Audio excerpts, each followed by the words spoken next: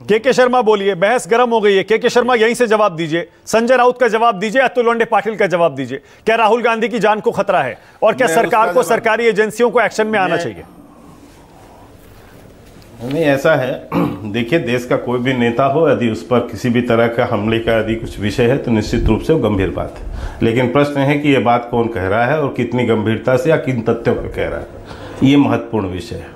और केवल यदि सहानुभूति बटोरने के लिए तो ऐसी बहुत सारी बातें 2019 का चुनाव हो, बहुत पहले हो, हेलीकॉप्टर कांग्रेस ने हायर किया, चौपर इंजन उसकी खराब हुई, बताने लगे हत्या का मामला, बाद में पता चला कि ये सब इन्हीं का किया धरा था।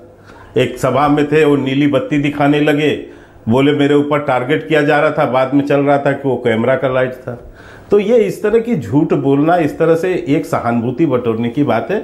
मैं बिल्कुल कहता हूँ यदि किसी तरह का ऐसा संजय राउत के पास तथ्य है तो उसको सरकार को देना चाहिए, बताना चाहिए, और यदि नहीं बताते तो संजय राउत इसके लिए कल्पित साबित होंगे कि यदि उनके पास जानकारी होते हुए यदि वो जानकारी नहीं शेयर कर रहे हैं तो वो राहुल गांधी के साथ भी, कांग्रेस पार्टी के साथ शर्मा भी, ये आरोप आप पर लगा रहे हैं, वो भी गलत कर रहे हैं। वो ये नहीं कह रहे कि कहीं और से हमला हो सकता है, वो कह रहे हैं कि आप लोग हमला करवा सकते हैं। नहीं, वो पता है क्योंकि वो आपके खिलाफ आवाज उठा रहे हैं, आपको हिलाकर रख दिया। मानक जी ये विषय नहीं है ना, मानक जी ये विषय नहीं है, ये मैं बता दिया ना। ऐसे संजय राउत के बहुत से बयान, लेकिन अब मैं मूल विषय पे आता हूँ जिसपे आपने बहस चालू की।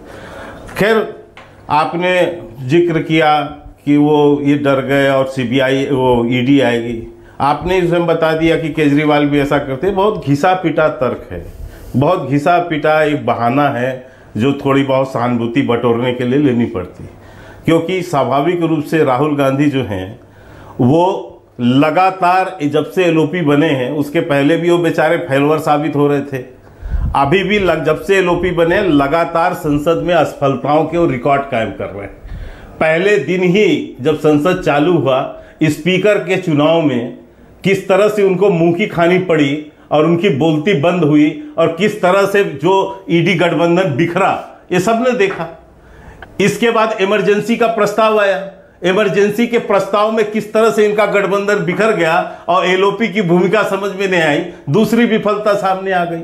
फिर राष्ट्रपति के अभिभाषण में जिस तरह के मुंह की खानी पड़ी, छोड़ के भगोड़े की तरह भाग खड़े हुए सदन से, वो तीसरी विफलता सामने आई। अब बजट हाँ बताता हूँ, चक्रव्यूह पे बताता हूँ, अभी चक्रव्यूह भी समझाता हूँ, चिंता मत कीजिए किशोर जी, आपको तो समझना ही पड़ेगा। अब क्या है, बीच में मत बोलो यार, बदतमीजी होती है, आप सीनियर व्यक्ति हो, क्यों कैसी बात करते हो। अब तीसरी बात जो है कि बजट भाषण में भी जिस तरह से इनके हालात हुए सबने देखा, तो ये कांग्रेस जो राहुल गांधी के एलओपी बनने के बाद विफलताओं की एक कतार है। तो अब वो बेचारे बेचैन हैं कि किस तरह से मैं अपने आप को, अपना इमेज कवर करूं, तो वो ईडी और सीबीआई ला रहे हैं। लेकिन अच्छी बात है, उनको ईडी सीबीआई कोई राहुल गांधी कोई शरीफ इंसान तो है नहीं, वो तो आरोपी हैं, जरा मैं जेल से बेल पर हैं। इसमें किसने बना है, वो जेल से बेल पर है ना, 8 केसें उनके ऊपर लगी हुई हैं, 2 साल की दो साल का सजा हो चुका है उनको, जिसको कि सुप्रीम कोर्ट ने रोक लगाई है। सुप्रीम कोर्ट ने 2 साल की सजा पे रोक लगाई है ना, इनके सजा से खारिज तो नहीं किया है। जेल से नेशनल हेराल्ड के 5000 करोड़ के भ्रष्टाचार में मां बेटे दोनों जेल से बेल पर हैं, तो कौन सी शराफत है इनकी। तो ये कभी भी जा सकता, अभी लगातार जांच चल रही है। अभी पिछले 2023 नवंबर में जो जांच हुई है उसमें 750 करोड़ की संपत्ति नेशनल हेराल्ड की जब्त हुई है इनकी, 90,000 से ज्यादा शेयरों के गिरफ्तार हुए हैं उसमें, 8 केसेस चल रहे हैं, कहीं अभी पीलीभीत गए थे अपने उसके लिए। तो आप तो देख ही रहे हैं कि एक व्यक्ति, और फिर सुप्रीम कोर्ट से सर्टिफाइड झूठा व्यक्ति, जिसे सरेआम आज तक मैंने कोई राजनीतिक व्यक्ति नहीं सुना जो जाके सुप्रीम कोर्ट के कहने पर माफी मांगी हो, सार्वजनिक रूप से माफी मांगना पड़ रहा है उस व्यक्ति को। तो वो प्रकृति है, ये पूरा देश जान रहा है। अब मैं चक्रव्यूह भी बताता हूँ, किशोर जी को सुनने का बड़ा शौक है, शायद किशोर जी को बड़ा आनंद आएगा। उन्होंने चक्रव्यूह की चर्चा की साहब सदन के अंदर, मैं बता रहा हूं चक्रव्यूह, किशोर जी सुनो। उन्होंने चक्रव्यूह की चर्चा की, मानक जी, चक्रव्यूह में उन्होंने 6 नाम भी बताए, लेकिन चक्रव्यूह के निर्माण का मुख्य जो कल्पित था वो जीजा जी थे।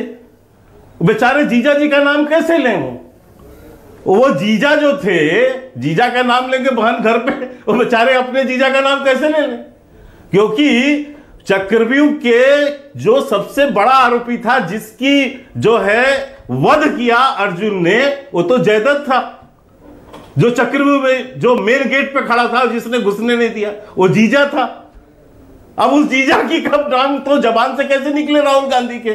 तो बेचारे चक्रव्यूह में उनका नाम नहीं ले पाए। अतुल लोंढे तो ये जीजा को बचाने का मैं बोल लूं थोड़ा। अब इसके, लेकिन मैं इतना जरूर कह दूं, मैं इतना कह देता हूं कि कोई आप ईडी हो, आपके ऊपर जांच चल रही है, तैयार होइए। आपने जो भ्रष्टाचार किया है उसके लिए आप 8-8 घंटे तक आपकी सुनवाई भी हुई है, आगे भी होगी। ओके, अतुल लोंढे पाटिल बोलिए। अतुल भाई बोलिए, आपकी बारी है। अतुल लोंढे पाटिल, कोई राजनीतिक केस नहीं है मानक जी, ये कोई राजनीतिक केस नहीं है। ओके, अतुल लोंढे पाटिल, आपके आपराधिक, अतुल लोंढे पाटिल